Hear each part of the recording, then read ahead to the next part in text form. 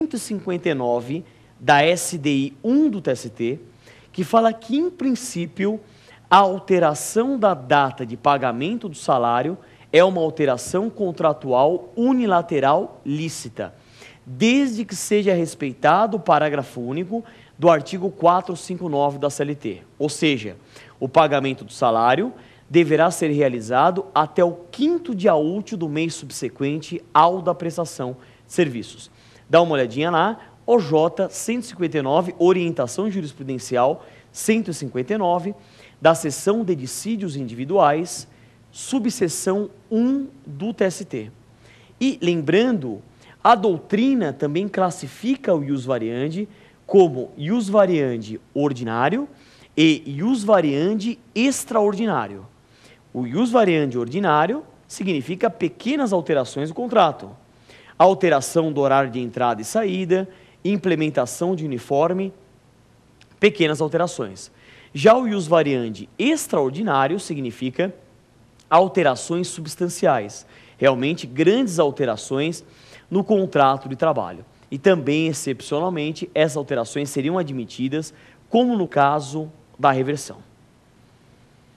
Agora, se nós tivermos abuso no exercício do ius variandi, surge um direito de resistência para o empregado, que é o ius resistentiae. Então, o ius resistente seria o direito do empregado de resistir às alterações contratuais abusivas implementadas pelo empregador.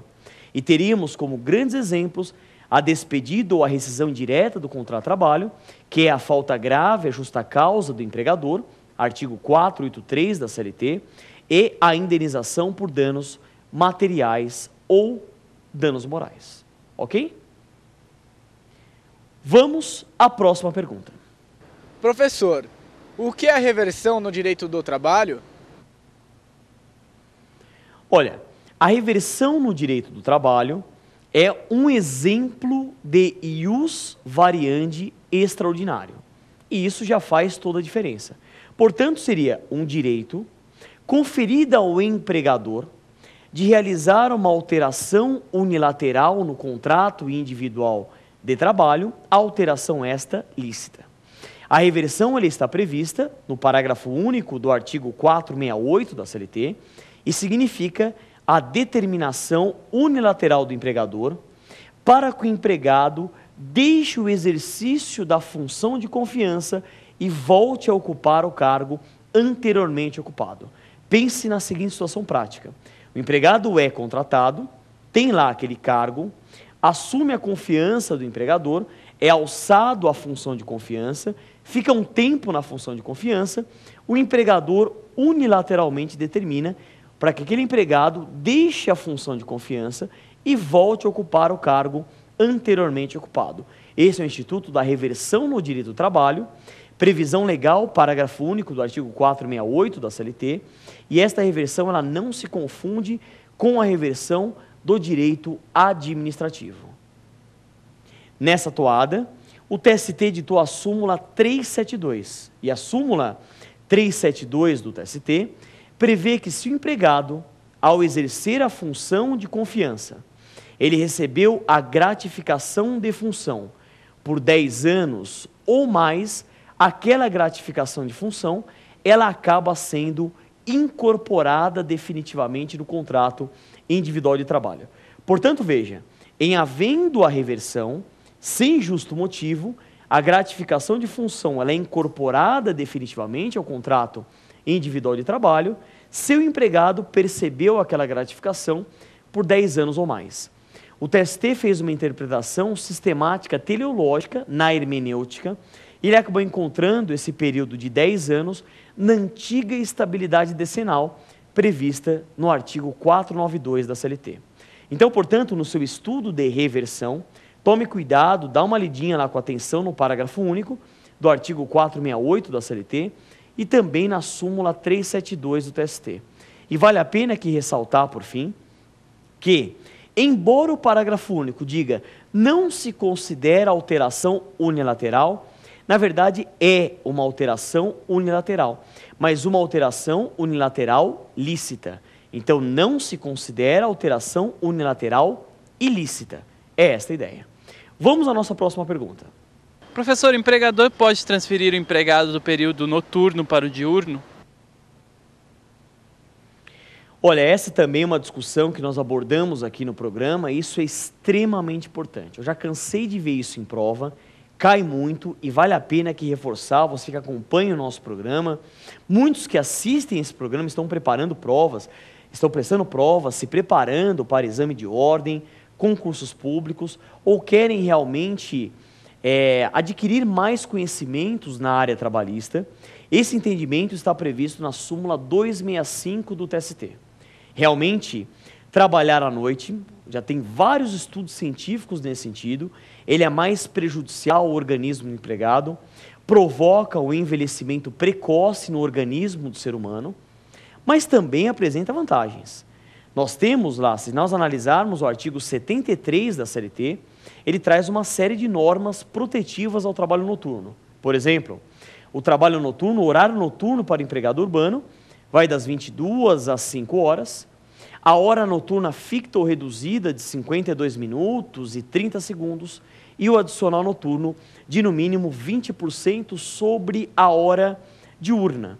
E muitos empregados rendem mais à noite. Realmente isso é verdade e preferem inclusive trabalhar à noite. Saiu uma pesquisa, por exemplo, na cidade de São Paulo atualmente, mais de 1 milhão de trabalhadores trabalham no período noturno. Se acostumam com esse trabalho e naturalmente aquele incremento de 20%, pelo fato do adicional noturno ter natureza salarial e refletir em outras parcelas, isto leva à preferência pelo período noturno. Mas o TST, na súmula 265, entende que o empregador poderá unilateralmente transferir o empregado do período noturno para o período diurno, e isto implicará na perda do direito ao adicional noturno, pouco importando o tempo que o empregado percebeu esse adicional noturno. Não existe incorporação definitiva de adicional noturno no salário. Por isso que o Odin ele fala que o adicional noturno é chamado de salário condição. O empregado recebe na condição, enquanto ele trabalhar na condição noturna. A partir do momento que ele deixa essa condição noturna, ele perde o direito ao adicional noturno. Mas uma grande discussão que nós temos ainda é o inverso, pessoal. E se o empregado ele for transferido do período diurno para o período noturno? Esta alteração é uma alteração contratual unilateral, lícita ou ilícita. E atualmente vem prevalecendo o entendimento que é uma alteração contratual unilateral lícita, porque está dentro do poder empregatício. O empregado tem que submeter mesmo a trabalhar à noite. E aí uma outra discussão que nós temos é se para ele trabalhar à noite exige-se a concordância dele. Um tema extremamente polêmico, há quem entenda que sim, há quem entenda que não. Estamos aguardando um posicionamento firme do TST sobre o assunto, a edição de uma súmula ou de uma orientação jurisprudencial sobre esse tema. Tudo bem? Vamos à próxima pergunta. Professor, quando o empregado tem direito ao adicional de transferência? Olha, essa é uma pergunta extremamente importante, também muito cobrada em provas e também algo muito verificado na praxe trabalhista, né? Para quem trabalha, para quem está no ambiente de trabalho, sabe que é muito comum o empregado ser transferido. E a questão da transferência de empregado, ela está prevista nos artigos 469 e 470 da CLT. Esses artigos 469 e 470 disciplinam a transferência do empregado dentro do território nacional. Legal. Lá nós encontramos uma estrutura, em especial o 469, de um caput que traz a regra e de 3 parágrafos que trazem as exceções. A regra que está prevista no caput do artigo 469 da CLT, prevê a transferência definitiva bilateral, ou seja, para que o empregado seja transferido para outra localidade, há necessidade da concordância do empregado. E diga-se de passagem aqui também, para que essa alteração no contrato seja considerada transferência, eu tenho que ter mudança de domicílio. A CLT é clara,